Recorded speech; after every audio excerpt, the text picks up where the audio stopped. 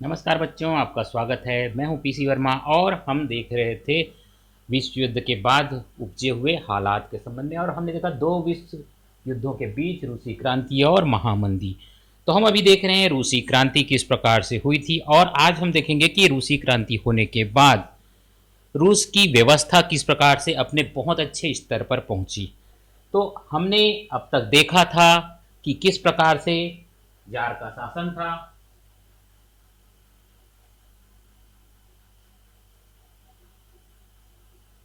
और उसके बाद प्रथम विश्व युद्ध की स्थितियां आई,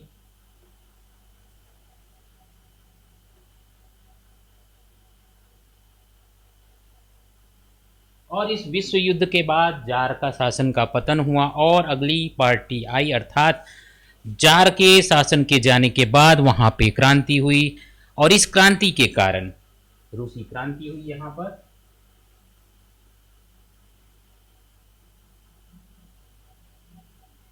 और इस रूसी क्रांति के परिणाम स्वरूप डूमा ने एक अस्थायी मंत्रिमंडल का गठन किया, लेकिन अस्थायी मंत्रिमंडल ने भी बहुत हद तक अपना काम पूर्ण नहीं किया।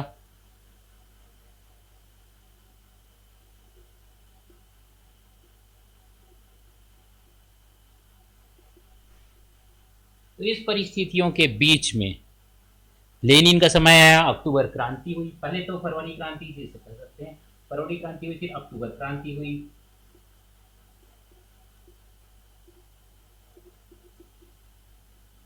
इसके बारे में हमने विस्तृत तौर पे देखा था कि किस प्रकार से काम हुआ।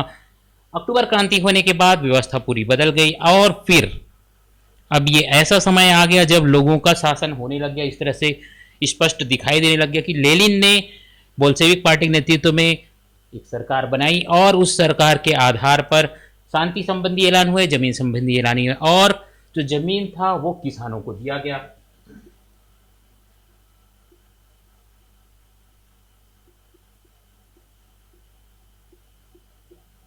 अब यहाँ तक कि हमने व्यवस्था देख ली थी कि किस प्रकार से हुआ था, और इसके अलावा जो जार के समर्थक कुछ धनी लोग थे, और साथ ही साथ जो बचे हुए अर्थात जो जार के साथ रहने वाले लोग थे, उन्होंने अपना एक आंदोलन छेड़ा हुआ था, लेकिन उस आंदोलन को भी कुचल दिया गया, और इस प्रकार से अंत में जो गृह युद्ध था एक तरह का, वो जो गृह युद्ध हो रहा था वो 1922 के बीच हुआ। यहाँ पे हम देख सकते हैं 1918 से लेके 1922 तक गृह युद्ध के हालात थे।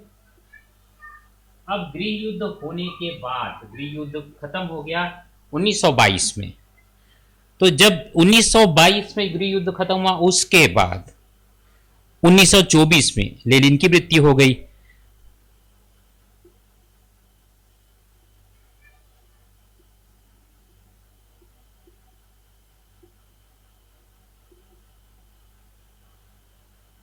ये पूरा जो घटनाक्रम है एक के बाद एक ये होते रहा। फिर अब यहाँ हम देख सकते हैं कि ये जो लेनिन की मृत्यु हुई एक बहुत बड़ा मोड़ था। इसके बाद अब हम देखेंगे आगे क्या हुआ। तो इसके बाद जोसेफ स्टालिन, उनका पदार्पण हुआ पूरी सत्ता के बीच में।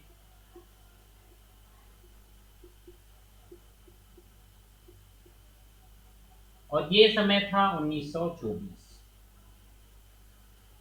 ये आप देख सकते हैं। और इसके बाद बहुत लंबे समय तक स्टालिन सत्ता पे काबिज रहे, एक तानाशाह के रूप में वो बन गए थे, साम्यवादी शासन आ गया था। फिर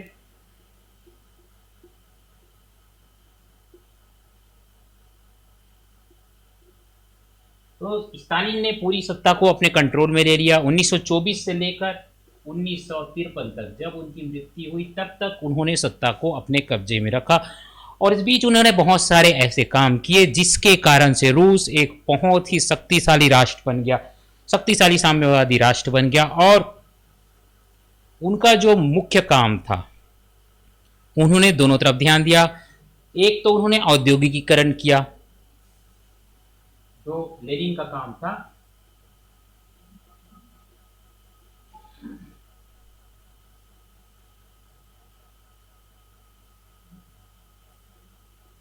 ये उनका पहला काम था औद्योगिकरण करने का। जो औद्योगिकरण है अर्थात कल कारखाने खोलते जाना, और तो कल कारखाने थे, साथ की जितने भी खदान थे वहां पे, जितनी प्रकार की संपदा थी, सबको सरकारी घोषित कर दिया।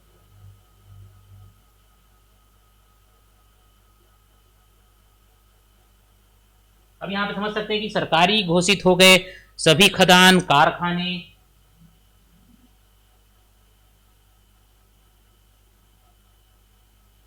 तो इनसे जितना भी पूंजी इससे प्राप्त होता था, राजस्व जो प्राप्त होता था, सब कुछ शासन का था। इनका संचालन, खदान हुआ, कारखाने हुए, बैंक भी, सभी बैंक, कारखाने, ये सभी चीजें यहां पर सरकारी घोषित कर दी गई। सरकार की ओर से कामकाज किया जाने लगा। विकास और औद्योगिकरण बहुत ज्यादा चुनौती थी, इसके कारण से इन चीजों को किया गया। और इसके कारण से बहुत हद तक जब 1928 में विकास की शुरुआत हुई, तब तक पूरी व्यवस्थाएं कंट्रोल में थी, लेकिन इसके लिए धन नहीं था।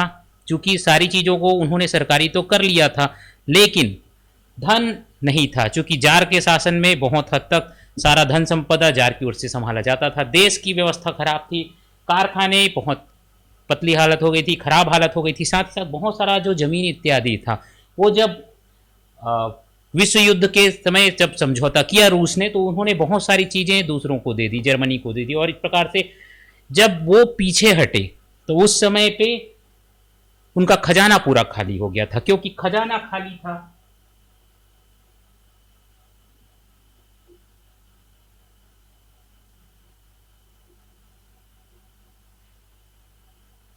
अब इस स्थिति में क्या किया जाए, उनके पास पैसा नहीं है। तो इसके कारण जितना भी रकम था, तो मजदूरों को कम वेतन दिया जाने लगा। साथ ही साथ इसके अतिरिक्त किसानों पर अतिरिक्त कर लगाया गया।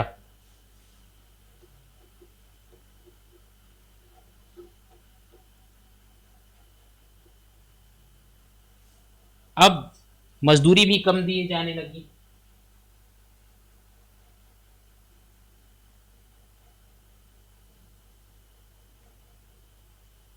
ये कुछ स्टेप्स थे जो इन्होंने अपनाए। और ये जो साम्यवादी शासन था, यहाँ पे देखा जाए तो इस तरह का हालात था कि यहाँ पे उन्होंने एक तरह से तानाशाह के रूप में काम किया, लोगों पे प्रेशर डाल के काम किया।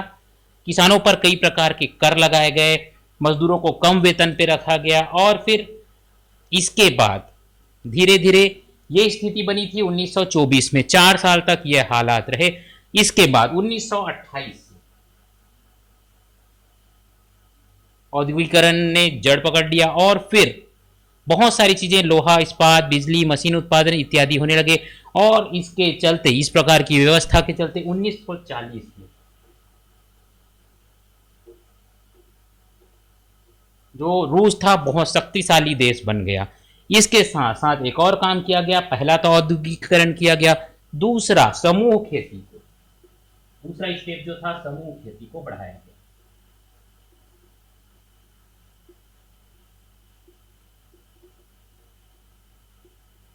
अब ये क्या था समूह खेती? जैसा हमने पहले देखा कि किसानों को जमीन का वितरण कर दिया गया था, जो बड़ी जमीनें थी वो वितरण कर दिया गया था। लेकिन इसके बावजूद, क्योंकि हम जानते हैं कि जमीनें तो मिल गई, लेकिन किसानों के पास संसाधन नहीं है, तो किसान बहुत अच्छी खेती नहीं कर पा रहे थे। क्योंकि वो पहले से गरीब थे, और जमीन यदि मिल भी गया मान लीजिए यहाँ पे, तो उसके बावजूद वो कुछ नहीं कर पाएंगे। उत्पादन कम था, खेती के तरीके पारंपरिक थे।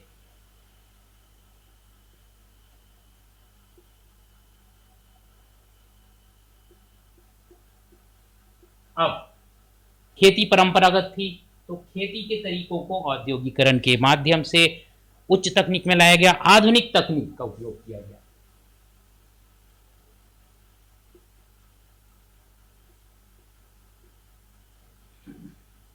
और इसके लिए आप समझ सकते हैं कि यदि आधुनिक खेती की जाएगी, तो लोगों को एक साथ खेती करना पड़ेगा। उन्होंने ये व्यवस्था रखी कि जो किसान है वो एक साथ मिलकर समूह के रूप में खेती करें, क्योंकि इससे सरकार को भी फायदा था। जैसे मान लीजिए एक ट्रैक्टर ले लिया, और यहाँ पे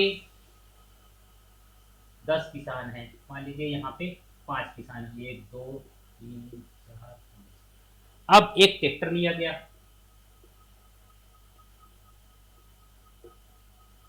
अब आप समझ सकते हैं कि यदि एक ट्रैक्टर एक किसान के पास होगा तो वो काम नहीं आएगा। अगर वो पांचों के खेत में काम किया जाता है उसी ट्रैक्टर से, तो इसका आउटपुट ज़्यादा मिलेगा। इसी प्रकार के अन्य चीज़ें भी है, तो ये प्रोत्साहित किया गया कि एक साथ खेती किया जाए, एक साथ संगठित होकर खेती किया जाए किसानों के द्वारा।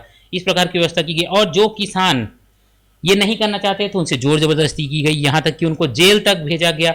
और इस जोर जबरदस्ती के कारण कुछ समय तक किसान जो थे बहुत परेशान थे, उनको लगता था कि उनके ऊपर बहुत अत्याचार हो रहा है, और इस प्रकार की स्थिति वहाँ बन गई थी। लेकिन धीरे धीरे जो ये सब चीज़ें थी, इसके कारण 1932 में एक अकाल की स्थिति उत्पन्न हो गई थी। तो किस प्रकार की खेती करना नहीं चाहते थे, किसानों के पास और कोई साधन नहीं थे, तो बहुत हद तक दबाव डाल के कराया जा रहा था। लेकिन 1936 में समूहीकरण पूरा हो गया।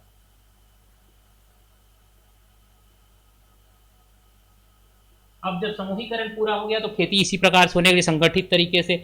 और फिर इसके बाद निजी खेती पूरी तरह से समाप्त कर दी गई, समूह के रूप में बना दिया गया। लोगों को एक साथ समूह बनाकर एक तरह से समझना चाहिए कि उनको स्व सहायता समूह जिस प्रकार का होता है, लोग मिलकर एक साथ काम करते हैं, उस तरह से काम करने के लिए प्रेरित किया गया। उनको दबाव डाला गया, जो नहीं मानते थे उनको जेल भी भेजा गया और जोर जबरदस्ती की गई। और इन सब कारणों से फिर जब समूह खेती का प्रारंभ हो गया तो बहुत तेजी से उत्पादकता बढ़ने लग गई किसानों की, चूंकि अब उन्होंने समूह खेती करना प्रारंभ कर दिया था। अब जो ये विकास हुआ, एक तो औद्योगिकरण हुआ, दूसरा समूह खेती के साथ हुआ, तो खेती में भी बढ़ावा हुआ, फैक्ट्रियों में भी बढ़ावा हुआ, बैंकों को भी बढ़ाया गया। इस प्रकार से सभी तरफ से काम किया गया। और इन सब कारणों से 1940 में जो रूस था बहुत ही समृद्ध और बहुत ही सशक्त राष्ट्र बन गया। और जो सोवियत क्रांति हुई थी, यहाँ पे हमने देखा किस प्रकार से क्रांति हुई। और उसके बाद जो स्टालिन थे, वे एक छत्र राज्य उनका चल रहा था। यदि कोई उनका विरोध करता था तो उनके विरोध को दबाया जाता था, उनको हटाया जाता था कि वो स्टालिन का विरोध ना करे, उनकी नीतियों का विरोध ना करे, जो साम्यवादी शासन है। और इसी कारण से फिर दुनिया के दूसरे देशों में साम्यवादी शासन की बातें आने लगी। लोग ये विचार करने लगे कि यदि रूस इस तरह से विकास कर सकता है, सोवियत संघ जो विकास कर सकता है, तो क्यों ना दूसरे देश भी इसी तरह से करें। तो ये जो था साम्यवादी जो आंदोलन था, उसके कारण बहुत सारी व्यवस्थाएं बनाई, मजदूरों के कल्याण के लिए फिर व्यवस्थाएं बनने लग गई। और 1940 ये आपने देखा कि इस प्रकार से ये जो हालात थे 1924 से लेकर 1940 तक बहुत ही सशक्त राष्ट्र बन गया रूस। और इसके बाद बहुत हद तक ये प्रयास किया गया, निरक्षरता में कमी लाई गई।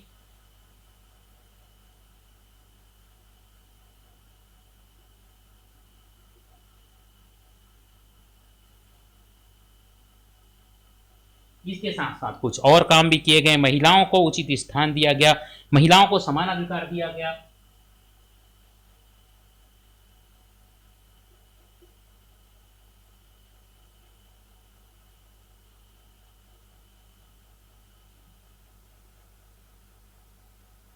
ये कुछ ऐसे कदम थे जो कि लोगों को बहुत अच्छे रास्ते पर ले जा रहे थे। अब इस प्रकार से हम देख सकते हैं कि यहाँ पे साम्यवादी शासन का कोई विकल्प नहीं था। स्टालिन ने पूरी सत्ता को अपने कब्जे में करके रखा हुआ था, और इसी के कारण से ही वो देश एक रास्ते पर आगे बढ़ता रहा, जो रास्ता स्टालिन ने बनाया था। चूंकि उनका रास्ता एक तरह से कहा जाए कि ठीक था, इस कारण रूस बहुत हद तक तरक्की कर पाया और बहुत आगे बढ़ गया। जो सोवियत संघ था, अभी सोवियत रूस इसे कहा जाता है। तो ये जो स्ट्रक्चर बना हुआ था जिसमें भोजन, शिक्षा, स्वास्थ्य, ये सभी चीज़ों पर ध्यान दिया गया, महिलाओं को भी उचित स्थान दिया गया, निरक्षरता को दूर करने का प्रयास किया गया। इस प्रकार से बहुत सारे काम किए गए। और ये सब जो काम थे, इनके कारण 1929 में जो मंदी आई,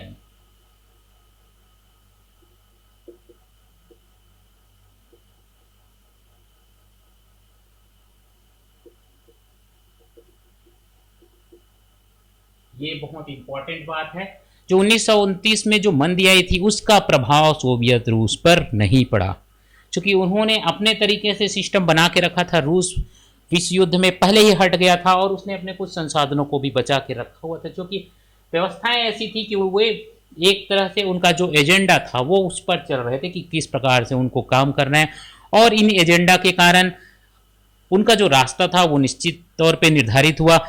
विभिन्न देशों ने इन्हीं चीज़ों का अनुकरण करना प्रारंभ कर दिया। चूंकि ये पूरी तरह से लोकतंत्र नहीं कहा जा सकता, चूंकि एक पार्टी का ही राज था, साम्यवादी शासन था, एक पार्टी का शासन था, बहुपार्टियां नहीं थी, यहाँ पे कोई विरोध करने वाला नहीं था। तो जो भी काम स्टालिन के द्वारा किए जाते थे उसका विरोध करने वाला कोई नहीं होता था, और कोई विरोध किया करता था तो उसे हटा दिया जाता था, उसकी बातों को दबा दिया जाता था।